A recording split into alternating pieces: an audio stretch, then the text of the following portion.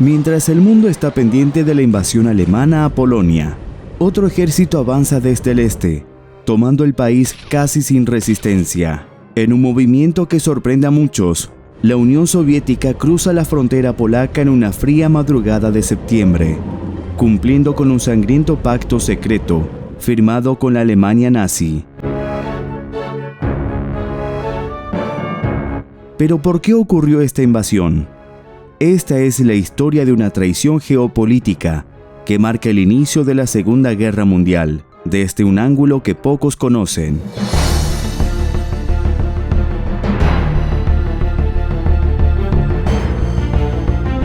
(1939) Europa está en llamas. La llegada de los alemanes al cruzar la frontera polaca desata como consecuencia la Segunda Guerra Mundial.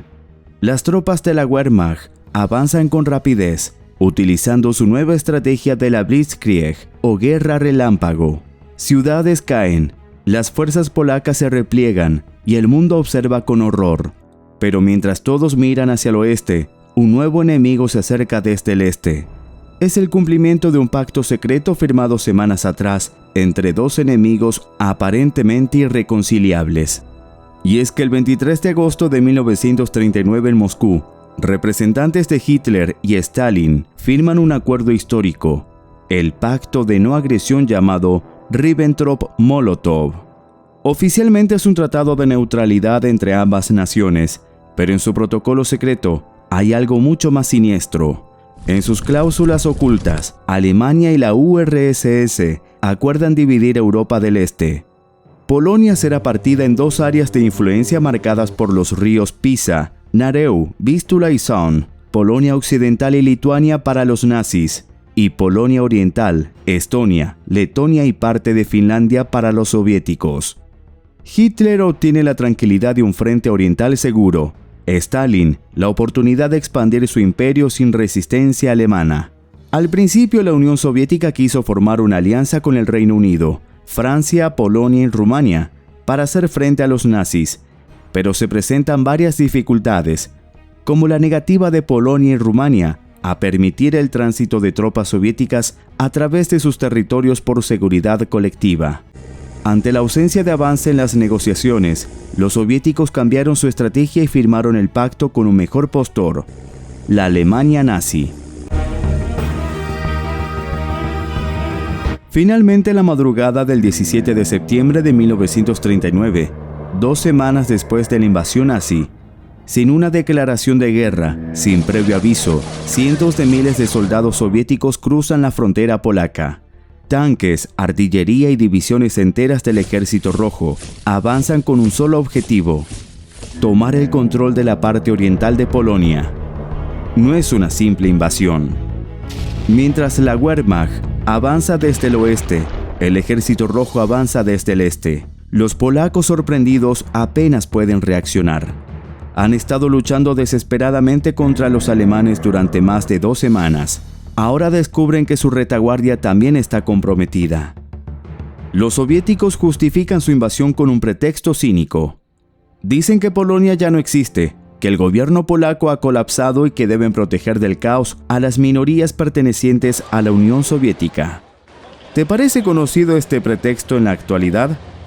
El ministro de Exteriores soviéticos, Vyacheslav Molotov, envía al Ejército Rojo bajo la vil excusa, afirmando que Polonia es un estado fascista que oprime a ucranianos y bielorrusos. Pero la realidad es otra. El Ejército Rojo avanza con brutalidad, capturando a miles de soldados polacos y enviándolos a Siberia. Muchos nunca volverán a ver su hogar.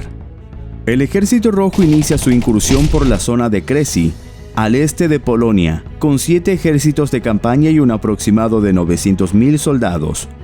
Estos ejércitos se agrupan en 2 frentes: el frente bielorruso, bajo la dirección de Mikhail Kovalyov, y el frente ucraniano, bajo las órdenes de Semyon Timoshenko. En ese momento los polacos no logran defender sus fronteras occidentales en respuesta a las incursiones alemanas. La inteligencia de guerra polaca originalmente tenía un plan defensivo bien desarrollado para combatir una posible invasión soviética, pero en este desafortunado momento, no están preparados para plantar cara a dos invasiones simultáneas. En el momento en que los soviéticos invaden el país, los comandantes polacos ya han enviado a la mayor parte de sus tropas al oeste para enfrentarse a los alemanes, dejando así al este con una mínima protección de 20 batallones que cuentan con unos 20.000 soldados de defensa fronteriza bajo la dirección del general Wilhelm Orly-Reutemann. Al principio, el comandante en jefe polaco y mariscal de Polonia, Edward Ritz-Smigel, ordena a las fuerzas fronterizas que presten resistencia ante la invasión soviética. Luego cambia su postura, tras consultar con el primer ministro Feligian-Sławomir Sklakowski, ordenando retroceder y limitar estrictamente los ataques a los soviéticos, solo en caso de defensa propia. Los líderes políticos y militares polacos saben que están perdiendo la guerra contra los nazis y los soviéticos. Sin embargo, rechazan rendirse o negociar repartir su nación.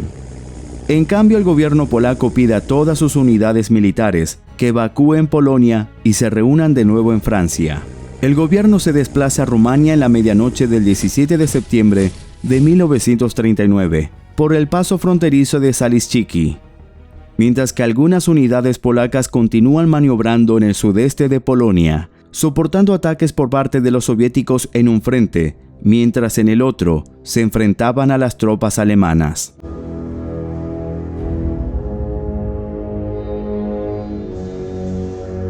Día tras día, los ejércitos invasores se acercan. El 22 de septiembre, luego de la captura en conjunto de la ciudad de Brest-Litovsk, ocurre un evento sin precedentes. Las fuerzas alemanas y soviéticas finalmente se encuentran. El general alemán Heinz Guderian y el comandante soviético Semyon Krivoshein estrechan manos. Tropas alemanas y soviéticas organizan un desfile conjunto. Tanques de la Wehrmacht avanzan, seguidos por blindados del Ejército Rojo. Soldados de ambos bandos marchan juntos por las calles de Brest-Litovsk. Es una imagen surrealista. Nazis y comunistas, dos ideologías igual de destructivas, celebrando juntos la trágica desaparición de Polonia. Tras el desfile, las fuerzas alemanas ceden la ciudad a los soviéticos en cumplimiento del tratado criminal que acordaron ambas potencias. Alemania se quedará con el oeste de Polonia, incluyendo Varsovia y Cracovia. La URSS tomará el este, absorbiendo Lviv, Vilna y vastos territorios de Ucrania y Bielorrusia.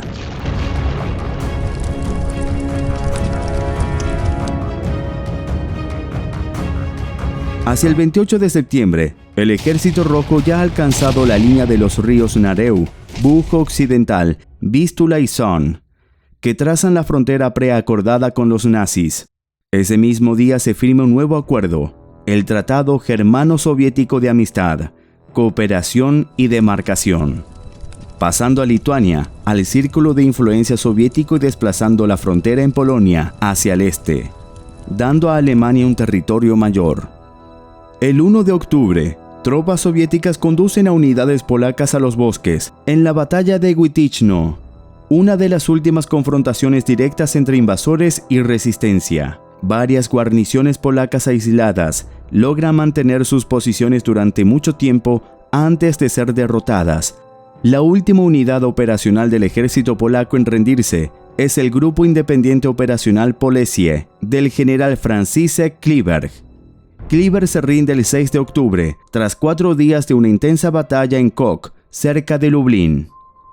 El 31 de octubre, el ministro Vyacheslav Molotov presenta un informe al Soviet Supremo con las siguientes palabras: un golpe corto del ejército alemán y otro del ejército rojo fueron suficientes para aniquilar esta monstruosa criatura del Tratado de Versalles.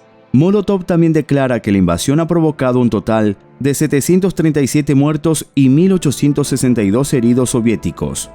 Mientras tanto, la reacción de Francia y Reino Unido a la invasión de Polonia es el silencio, ya que no desean ninguna confrontación con la URSS.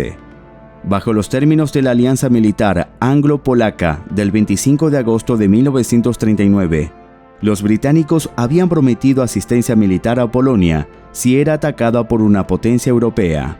Pero el primer ministro británico, Neville Chamberlain, había considerado ser público un compromiso de restaurar la estructura del Estado polaco, pero al final se limitó a emitir declaraciones de condena general a la invasión. Los franceses también habían adquirido compromisos con Polonia, incluyendo la provisión de ayuda aérea, pero estas promesas no fueron cumplidas. Una vez que los soviéticos invadieron Polonia, los franceses y los británicos deciden que no hay nada que puedan hacer de inmediato. Muchos polacos se indignan ante la falta de apoyo por parte de sus aliados occidentales, lo que crea un sentimiento de traición. Pero para Polonia, esto es el inicio de una tragedia aún mayor. Bajo la ocupación alemana, la brutalidad nazi se desata. Comienza la persecución de judíos, intelectuales y cualquier forma de resistencia. Al otro lado, en la zona soviética, la represión no es menos despiadada. Decenas de miles de polacos son deportados a Gulag en Siberia. En 1940, en los bosques de Katyn, la NKVD soviética ejecuta a más de 20.000 oficiales polacos en un intento por borrar cualquier posibilidad de resistencia futura.